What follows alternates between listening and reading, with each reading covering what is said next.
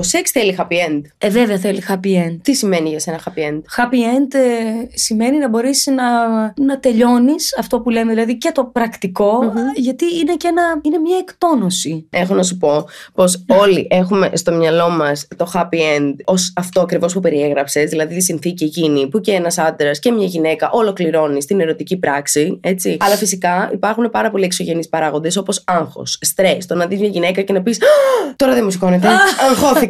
Είναι για τους άντρες. Βεβαίως, είναι η ηλικία. Παίζει πάρα πολύ το αλκοόλ, έτσι. Που θα πιεις 2-3 κρασάκια για να χαλαρώσεις, να πεις εντάξει, το έχουμε τώρα, θα μπούμε στο κρεβατοκάμερα και θα μετάβρωσες και λες όχι τώρα που είσαι εσύ, φίλε μου, γιατί δεν σηκώνεσαι. Βεβαίως, έχει να κάνει με τη διατροφή. Οπότε υπάρχει. Και με τη σκέψη έχει να κάνει πολύ. Και με τη σκέψη, βεβαίως. Και έτσι, Κατερίνα μου, για να το γνωρίζεις κι εσύ, υπάρχει αυτό εδώ το φυτικό συμπλήρωμα, το οποίο λέγεται happy end και θεωρώ ότι είναι πάρα πολύ εύστοχο αυτό το όνομα το οποίο σκέφτηκαν αυτοί οι άνθρωποι, το οποίο εγγυάται ουσιαστικά πολύ καλή αισθητική λειτουργία. Μάλιστα. Έχει αποτελέσματα που διαρκούν έως και 20 ώρες, βεβαίως. Είναι για τους άντρες, έτσι. Ναι, βεβαίως. Φυσικά έχει αριθμό γνωστοποίησης και άδεια κυκλοφορίας από τον ΕΟΦ. Πάντα φυσικά αυτά εδώ τα συμπληρώματα να τα παίρνετε συμβουλευόμενοι τον φαρμακοποιό ή τον γιατρό σας. Αλλά μιας που είπαμε για happy end, ορίστε, έχει και μεζούρα εδώ, βεβαίως. Γιατί όλοι τι κάνουμε, τις μετράμε καθημερινά.